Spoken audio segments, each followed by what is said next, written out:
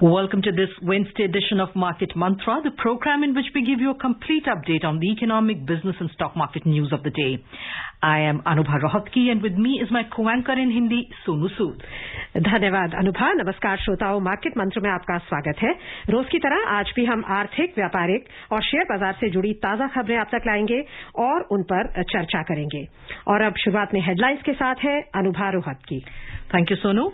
Cabinet approved increase in MSP for Kharif crops for 2021-22 marketing season. Domestic stocks log losses of more than 0.5%. Sensex falls below 52,000 mark. Nifty slips below 15,700 level. And Brent crude prices rise to trade near $72 per barrel. केंद्रीय मंत्रिमंडल ने खरीफ फसलों के लिए 2021-22 marketing season के न्यूनतम समर्थन मूल्यों में वृद्धि को दी मंजूरी। घरेलू शेयर बाजारों में 0.5% से अधिक का नुकसान दर्ज हुआ। सेंसेक्स 52,000 से नीचे और निफ्टी 15,700 के स्तर से नीचे हुए बंद। और ब्रेंट कच्चे तेल का मूल्य बढ़कर $72 प्रति बैरल के करीब था।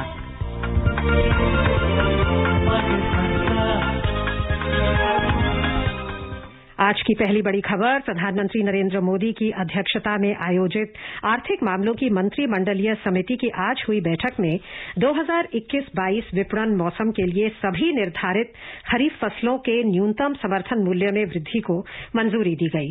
बैठक के बाद पत्रकारों से बातचीत में केंद्रीय कृषि मंत्री नरेंद्र सिंह तोमर ने बताया कि सरकार ने किसानों को उनकी फसलों की अच्छी कीमत देना सुनिश्चित किया है। श्री तोमर ने कहा कि तिल की कीमत में पिछले साल के मुकाबले प्रति क्विंटल 452 रुपए की वृद्धि का निर्णय किया गया।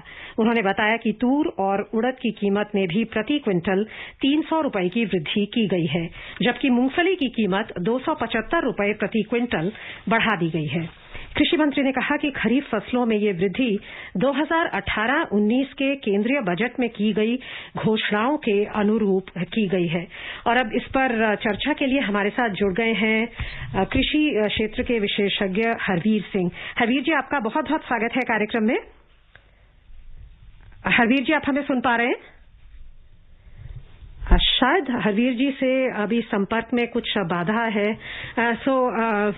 अनुभा, आज जो हमने ये खबर पढ़ी है जिसमें खरीफ जो क्रॉप्स हैं मार्केटिंग सीजन 2021-22 के लिए उन सभी में वृद्धि की गई है और ये इंश्योर करने के लिए कि जो एक किसान है जो इतनी मेहनत के साथ इन फसलों को उगाता है उसे उचित मूल्य प्राप्त हो, जो बजट 2018-19 में एक जो तय किया गया था उसके अनुसार। Like you said, Sonu, it's a very, very important decision because agriculture is the main, sector and it's there's so many lakhs of people associated with this particular sector, and so today's decision by the government of increasing the MSP for across not just one or two but across the kharif crops is a major decision by the government which is going to benefit a lot of farmers. And इसमें एक बहुत ही रोचक चीज है कि differential remuneration है ताकि जो क्रॉप डाइवर्सिफिकेशन है उसको बढ़ावा दिया जा सके, क्योंकि सिर्फ गेहूं और चावल धान पर ही सारा उनका स्ट्रेस ना हो और जो क्रॉप्स हैं उनको भी उगाएं फार्मर्स ताकि उनकी कीमतें भी नीचे आए। जैसे हमने देखा था कुछ साल पहले, 2-3 साल पहले की दालों की कीमतों में बहुत ज्यादा वृद्धि आई थी। Major importer of we are still importing all these the pulses, so that will the increase the decisions taken today would affect that also. The farmers would be encouraged to grow these pulses and other crops as well. और जो union budget 2018-19 के announcement थी जिसका संज्ञान रखा गया है उसमें एमएसपीज को ऐसे लेवल पर फिक्स करने की बात की गई थी जो कम से कम 1.5 गुना हो all India weighted average cost of production का। सो जब भी हम बात करते हैं कि किसी प्रोड्यूसर को उनका ड्यू प्राइस मिले तो उसमें डेफिनेटली जो कॉस्ट ऑफ प्रोडक्शन होता है वो मेजर मेट्रिक होता है। कॉस्ट ऑफ प्रोडक्शन, उनकी लागत जो है वो उनको पूरी मिलनी चाहिए चाहिए और उसके ऊपर एक रीजनेबल प्रॉफिट मिलना चाहिए। तभी हम देखेंगे कि जो किसान हैं वो प्रेरित होंगे कि वो अपना जो फार्मिंग है उसको उत्साह के साथ करें, क्योंकि जैसा देख चुकी हैं अनुभा की पिछले वर्ष भी जब इतना संकट था देश के ऊपर तो एग्रीकल्चर एक सेक्टर था, पिलर था। Yes, that was the sector that was growing the most, and that right. And let's move on to the second story of the day. Again, a decision taken by the Cabinet Committee on Economic Affairs that has given its approval for extension of applicability of New Investment Policy 2012, read with its amendment for the Ramagundam Fertilizers and Chemicals Limited. RFCL is a joint venture company consisting of National Fertilizers Limited, Engineers India Limited, and Fertilizers Corporation of India Limited, which was incorporated on 17th of February 2015. RFCL is reviving the erstwhile Ramagundam unit of FCIL by setting up a new gas-based greenfield neem-coated urea plant with the installed capacity of 12.7 lakh metric tons per annum. The cost of the RFCL urea project is over 6,165 crore rupees. The state-of-the-art gas-based RFCL plant is part of the initiative taken by the government to revive the closed urea units of FCIL in order to achieve self-sufficiency in urea sector. Anubha, अब हमारे साथ phone line पर फिर जुड़ गए हैं हरवीर जी। हरवीर जी, आपका बहुत बहुत स्वागत है कार्यक्रम में। जी शुक्रिया। हरवीर जी, आज जो एमएसपी को लेकर फैसला हुआ है कैबिनेट मीटिंग में और जो डिफरेंशियल रिम्यूनरेशन है उसके बारे में हमें बताएं कि बेसिक फॉर्मूला क्या है और किस तरह से सरकार एक प्रयास कर रही है कि न सिर्फ फार्मर्स को उचित मूल्य मिले बल्कि उचित क्रॉप डाइवर्सिफिकेशन की तरफ भी वो बढ़े। हाँ, देखिए, जो आज खरीफ की जो फसलें हैं उनका एमएसपी अनाउंस किया गया है उसमें उसका मकसद मुझे यही लग रहा है कि क्रॉप डाइवर्सिफिकेशन पे फोकस है, क्योंकि जिन फसलों के दाम ज्यादा बढ़ाए गए हैं सरकार की कोशिश है कि उसमें लोग ज्यादा किसान उसके लिए प्रति जो है प्रोत्साहित हों, और इसमें दालों का और तिलहन के मूल्यों में ज्यादा बढ़ोतरी की गई है धान के अनुपात में, क्योंकि ऑलरेडी सरकार के पास पब्लिक प्रोक्योरमेंट में काफी सारा फूड ग्रेन आता है और ये कुछ देश के कुछ हिस्सों में पानी का कंजम्पशन भी बहुत ज्यादा होता है, तो सरकारें कोशिश कर रही हैं कि किसान जो है ये उन फसलों की तरफ जाएं जिनका उत्पादन कम है, जिनके लिए मार्केट है, और साथ में जो है वो एक एनवायरमेंट की दृष्टि से भी एक बेहतर होगा। तो इसी अनुपात में ये दाम बढ़ाए गए हैं। आपने तिलहन और दलहन की बात करी, सो इन दोनों ही एरियाज में हमने जो कीमतें हैं रिटेल प्राइसेस उनमें भी एक दबाव देखा है, ऊपरी दबाव। से आपको लगता है कि इनकी जो डोमेस्टिक प्रोडक्शन है उसको बढ़ाना बहुत जरूरी है? बिल्कुल जरूरी है। देखिए, हम लोग अपनी जरूरत का करीब 70% खाद्य तेल आयात करते हैं और उसके लिए हम लोग 80,000 करोड़ रुपए तक के सालाना आयात के ऊपर खर्च करते हैं। अगर ये उत्पादन हमारे किसान करेंगे तो ये पैसा उनके हाथ में जाएगा, देश की इकोनॉमी के लिए बेहतर होगा। तो ये एक बड़ा फोकस है कि हमें इसको बहुत स्टेबलाइज करके जो एडिबल ऑयल है उसका उत्पादन जो ऑयल सीड का है बढ़ाना चाहिए, और मेरे ख्याल से जो दामों में इस तरह की बढ़ोतरी है उसका एक फोकस भी है। दूसरे दालों में हम लोगों ने काफी हद तक आत्मनिर्भरता हासिल की है, न तो हम लोग काफी डिपेंडेंट थे, लगभग 30 से 40% की जरूरत बाहर से पूरी होती थी, लेकिन पिछले कुछ वर्षों में एक नीति अपनाई गई कि दालों के लिए किसानों को ज्यादा दाम दिया जाए, इनको बोनस भी दिया गया, और पिछले कुछ वर्षों में दालों के दाम एमएसपी में काफी बढ़ोतरी हुई है। सो उत्पादन बढ़ा है और हम लगभग अपनी जरूरत का उत्पादन करते हैं, लेकिन कुछ अंतर होने से ही जो है कीमतों में बढ़ोतरी होती है। और ये जो खाद्य उत्पादों में का जो इन्फ्लेशन है या दाम बढ़ने की जो स्थिति है वो सिर्फ ऐसे उत्पादों में है, खाद्यान्न में कहीं भी दाम के बढ़ने के कोई आशंका भी नहीं है, क्योंकि हमारे पास स्टॉक्स हैं। तो इसलिए ये एक संतुलन बनाना है हमें उत्पादन में कि देश में उन फसलों का उत्पादन ज्यादा हो जहां पर हमें आयात पर निर्भरता है। जी हरवीर जी, the other decision that has been taken by the CCEA today is to do with reviving the erstwhile Ramagundam unit of FCIL by setting up a neem coated urea plant with a installed capacity of 12.7 lakh metric tons. Now this is, of course, the government is saying this is part of the initiative to revive the closed urea units of FCIL in order to achieve self-sufficiency. Given the fact that government is subsidizing fertilizer costs right now, how important is this decision? So actually, self-sufficiency in fertilizer is very crucial for agricultural production in the country. It's the responsibility of the government to make fertilizer available to farmers in different parts of the country. And urea is the main fertilizer being consumed by the farmer for crop production. And there are some units. Earlier also government took initiative in some parts of the country like Sindri unit and in Assam also. 3 units of Hindustan Fertilizer Corporation and with the NTPC and some other government organizations are basically coming up with these plants. So the Samagundam is also on that line because we need self-sufficiency, and in case of agriculture input, it is very crucial and a strategic point.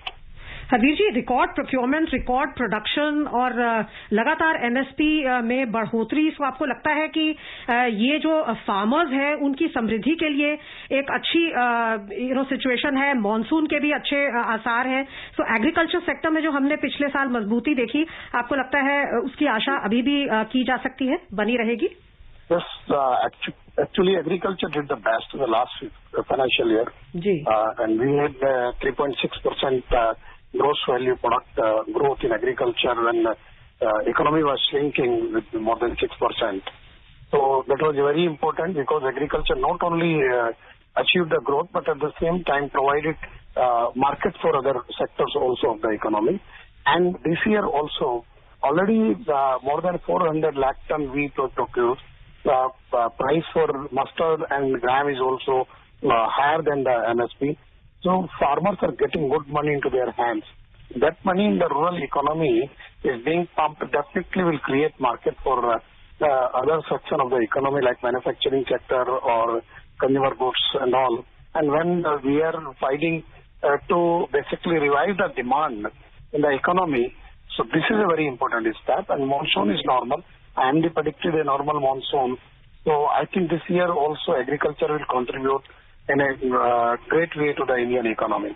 बहुत बहुत धन्यवाद शामिल होने के लिए market मंत्रा में हरवीर जी। श्रोताओं, ये थे कृषि विशेषज्ञ हरवीर सिंह जो कृषि संबंधित आज की खबरों पर हमसे बातचीत कर रहे थे। और अब लेते हैं अगली खबर। कैबिनेट का एक और अहम फैसला, केंद्रीय मंत्रिमंडल ने रेलवे स्टेशनों और रेलगाड़ियों में सार्वजनिक सुरक्षा और सुरक्षा सेवाओं के लिए भारतीय रेलवे को 700 मेगाहर्ट्ज फ्रीक्वेंसी बैंड में 5 मेगाहर्ट्ज स्पेक्ट्रम के आवंटन को आज मंजूरी दे दी है। रेलवे ने इस स्पेक्ट्रम के साथ ही अपने दीर्घावधि विकास और रेल रूट पर LTE आधारित मोबाइल ट्रेन रेडियो संचार प्रदान करने की परिकल्पना की है। परियोजना में अनुमानित निवेश 25,000 करोड़ रुपए से अधिक का है और इसके अगले 5 वर्षों में पूरा होने की उम्मीद है। रेलवे के लिए LTE का उद्देश्य परिचालन और सुरक्षा सुविधाओं के लिए सुरक्षित तथा विश्वसनीय आवाज, वीडियो और डेटा संचार सेवाएं प्रदान करना है। इसका उपयोग आधुनिक सिग्नल संचालन और ट्रेन सुरक्षा प्रणालियों के लिए किया जाएगा तथा लोको पायलटों के लिए और गार्डों के बीच निर्बाध संचार को सुनिश्चित किया जाएगा। सूचना और प्रसारण मंत्री प्रकाश जावड़ेकर ने मंत्रिमंडल की बैठक के बाद नई दिल्ली में पत्रकारों को ये जानकारी देते हुए कहा कि इससे ट्रेन संचालन की सुरक्षा और सुरक्षा बढ़ेगी। और अब हमारे साथ जुड़ गए हैं श्री AK भट्टाचार्य जो हैं senior economic expert. Mister Bhattacharya, आपका बहुत बहुत स्वागत है कार्यक्रम में। नमस्कार।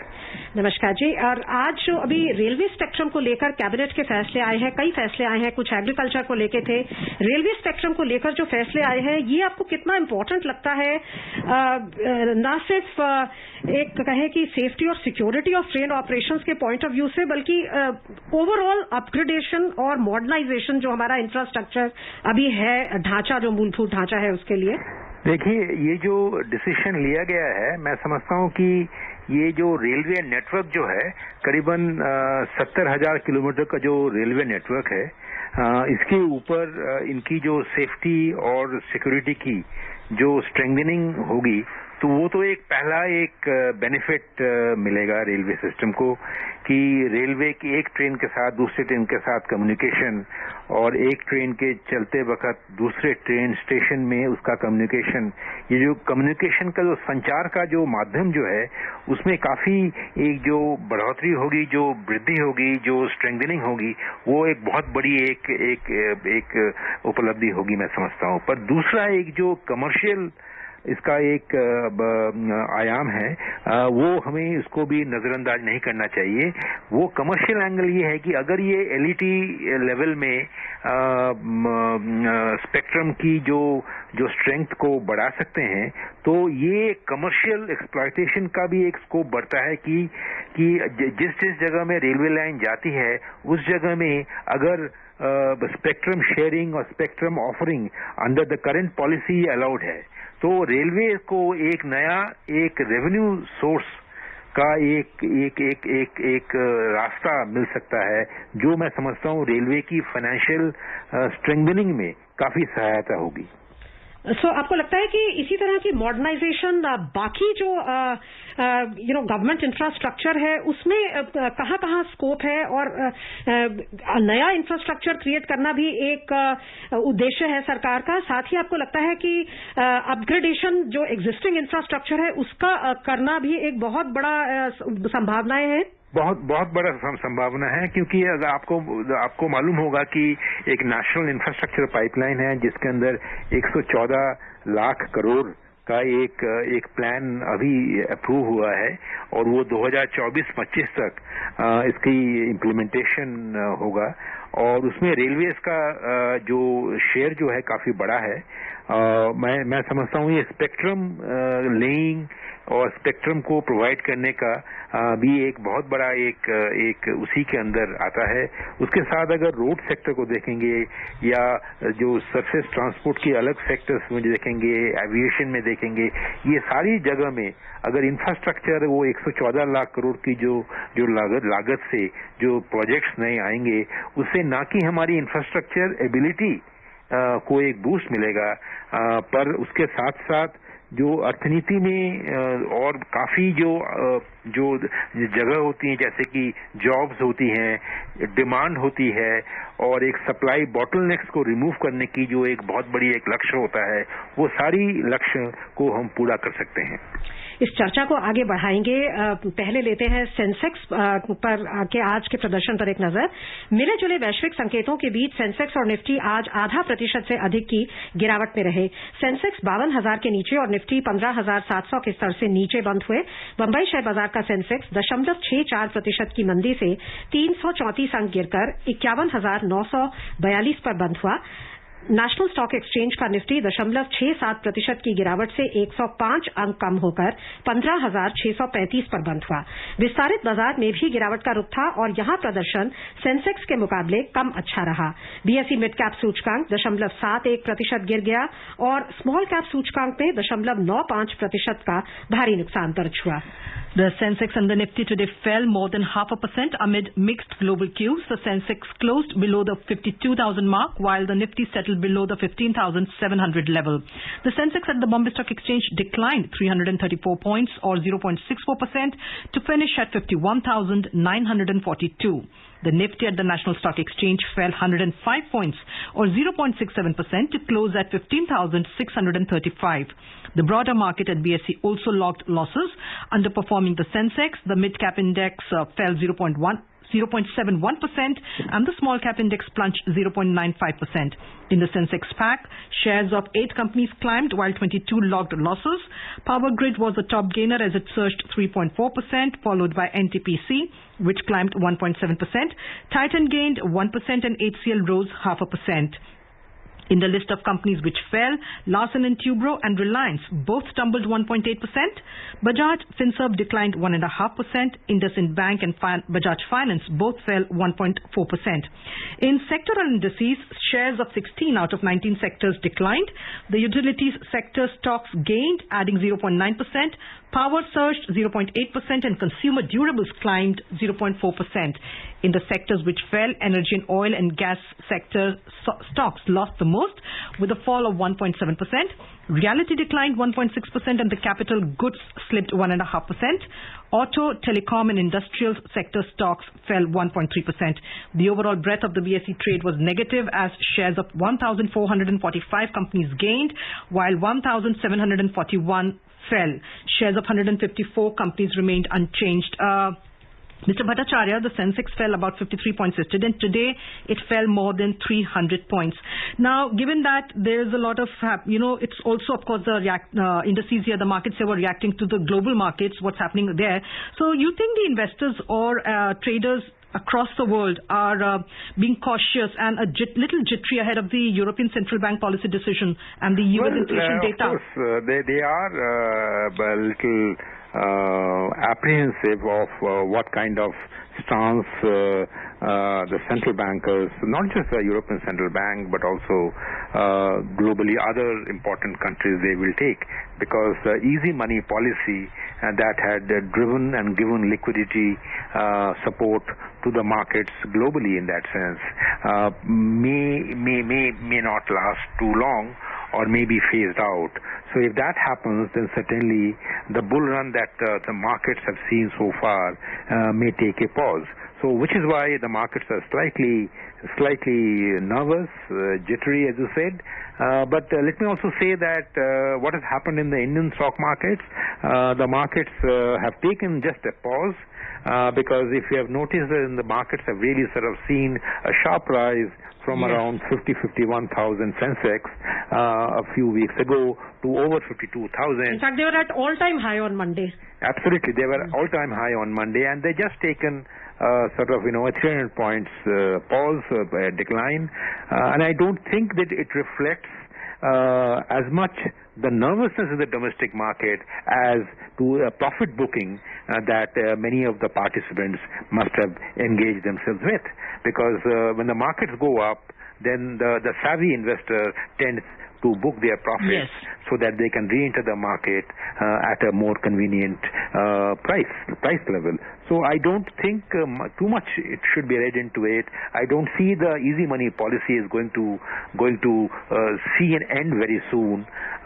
Even if you look at the Reserve Bank of India's 4th June monetary policy review statement, you see that the focus is more on growth and less on inflation. That itself gives got a lot of comfort to the market participants that the party is not going to end very soon.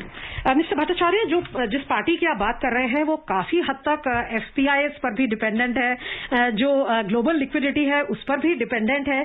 सो अगर वहां पर easy money policy को phase out किया जाता है, क्या तब आपको लगता है कि एकदम से गिरावट आ सकती है बाजार में? क्या कहीं आपको अभी जो हम ऑल टाइम हाईज के करीब हैं, कहीं क्या एक बबल टाइप सिचुएशन की आशंका आपको दिखाई देती है?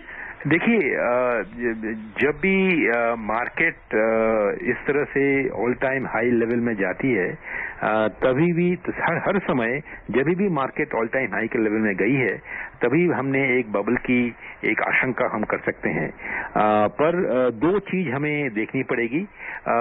एक तो है कि जो ग्लोबल जो सेंट्रल बैंक्स जो हैं, विश्व के बहुत सारे सेंट्रल बैंक्स हैं, उनसे जो एक शंका जो है कि वो इजी मनी पॉलिसी खत्म हो जाएगी. मैं समझता हूं कि ये फेयर जो है स्लाइटली अतिरंजित है या एक्सैजरेटेड है. ये जल्दी इजी मनी पॉलिसी खत्म होने वाला नहीं है. और दूसरी बात ये है कि हमें ये देखना है कि मार्केट जो करंट सिचुएशन के थोड़ा आगे चल रहा है, मतलब कि उनको ये अब एहसास हुआ है कि जो सेकेंड वेव की जो डिक्लाइन के साथ साथ इकोनॉमिक एक्टिविटी में जो एक गति आएगी और जो वैक्सीनेशन के साथ साथ जो गति बढ़ने की आशा दिखेगी, मैं समझता हूं मार्केट उसी को एक इंडिकेशन देखते हुए और उसी के ऊपर जो डिमांड राइज करते हुए वो रिस्पॉन्ड करेगी. तो हालांकि ये बात सच है कि इतनी जल्दी मार्केट को इस इस सेकेंड वेव ऑफ कोविड के दौरान भी बढ़ जाना बबल लोग कह सकते हैं, पर मैं समझता हूँ मार्केट वो फंडामेंटल्स ऑफ द इकोनॉमी, हालांकि वर्ल्ड बैंक ने 8.5% का ग्रोथ एस्टिमेट कम कर दिया है, पर 8.5% भी अच्छी ग्रोथ है। उसके ऊपर इंडिया में डिमांड और सप्लाई में अगर ठीक तरह से इंफ्रास्ट्रक्चर इन्वेस्टमेंट में डिमांड बढ़ा सके, एम्प्लॉयमेंट ठीक कर सके, इकोनॉमी की जो ग्रोथ पोटेंशियल काफी ठीक है।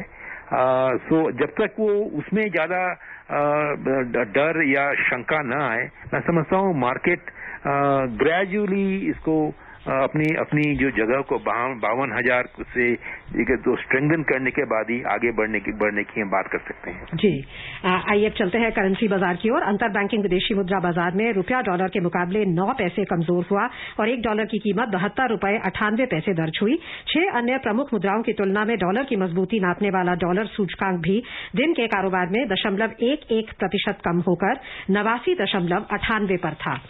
चले अंतर्राष्ट्रीय बाजारों की ओर। एशिया पैसिफिक क्षेत्र के शेयर बाजारों में आज ज्यादातर गिरावट का रुख रहा। शेयरों की बढ़ी हुई कीमतों के बीच निवेशक वैश्विक आर्थिक सुधार और मुद्रास्फीति की बढ़ती चिंताओं को लेकर सतर्क रहे। हालांकि चीन का शंघाई कॉम्पोजिट सूचकांक 0.3% की वृद्धि में रहा। दक्षिण कोरिया के कॉस्पी में 1% की गिरावट आई। जापान का निकेई और सिंगापुर का स्ट्रेट्स टाइम्स सूचकांक दोनों 0.4% गिरकर बंद हुए और हांगकांग के हैंगसेंग में लगभग 0.1% की गिरावट दर्ज हुई। यूरोपीय क्षेत्र की बात करें तो दिन के कारोबार में यहां भी मंदी का रुख था। लंदन का फुट्सी और जर्मनी का डैक्स दोनों में 0.5% की गिरावट थी और फ्रांस का कैक 0.1% के नुकसान पर था। Major U.S. stocks hovered near the starting line yesterday amid lack of clear market catalysts. All three major U.S. stock indices were little changed. However, the S&P and the Dow were hovering within 1% of their record closing highs. The tech-laden Nasdaq Composite Index rose 0.3%, supported by gains in Amazon.com Inc. and Apple Inc. The Dow Jones Industrial Average slipped 0.1%, while the S&P closed almost flat. Moving on to commodities, oil prices today continued their winning rally on signs of strong fuel demand in Western economies. The crude prices rose amid fading prospect of Iranian supplies returning, as the U.S. Secretary of State said sanctions against Tehran were unlikely to be lifted. Brent gained to trade near $72 per barrel. In intraday trade, Brent crude prices were trading around $71.90 per barrel, while WTI crude prices were around $69.80 per barrel. Mr. Bhattacharya, Brent crude prices above $70 a barrel. So, and given the fact that India, we have been seeing a rise in fuel prices here in India across 6 states, it's gone beyond 100 rupees. What are the challenges for the government, given that almost over 50% of final prices are in terms of central and state taxes? Well, this is going to be a serious challenge because when oil prices go up and the duties, as you said, are all ad valorem rates. So therefore, automatically, the impact of the duties on the prices are more. So I think the government will probably at some point will have to review the situation. RBI is also, kind of warned against, rising inflation. Yes, absolutely. It will have an impact on prices. Therefore, the government will have to take a call on whether it should consider some sort of a recalibration or reduction in the kind of excise duties that were raised last year in May to soften the impact of retail prices on the economy, on the inflation front. जी, समय समाप्त हो रहा है, सो हमें आपसे इजाजत लेनी होगी। बहुत बहुत धन्यवाद आपका मिस्टर भट्टाचार्य शामिल होने के लिए। और चलते चलते सोने पर एक नजर। अंतर्राष्ट्रीय बाजारों में गिरावट के बीच मल्टी कमोडिटी एक्सचेंज में अगस्त में डिलीवरी वाले सोने का मूल्य 50 रुपए गिरकर 49,075 रुपए प्रति 10 ग्राम पर आ गया। ताजा रिपोर्टों के अनुसार जुलाई अनुबंध वाली चांदी का मूल्य भी 30 रुपए की मामूली गिरावट से 71,200 रुपए प्रति किलो पर था। न्यूयॉर्क मर्केंटाइल एक्सचेंज में सोना मंदी के साथ $1,893 प्रति आउंस पर था। चांदी भी गिरावट के साथ $27.70 प्रति आउंस पर थी। And before we close, a reminder of the headlines. India's merchandise export. Let's have another look at the headlines. Cabinet approves increase in MSP for Kharif crops for 2021-22 marketing season. Domestic stocks log losses of more than 0.5%. Sensex falls below 52,000 mark, and Nifty slips below 15,700 level. And Brent crude prices rise to trade near $72 per barrel. And that's it in this edition of Market Mantra. This is Anubha Rohatgi and Sonu Sood saying bye-bye. Do join us tomorrow at 6:30 for another edition of Market Mantra. Till then, namaskar. Namaskar.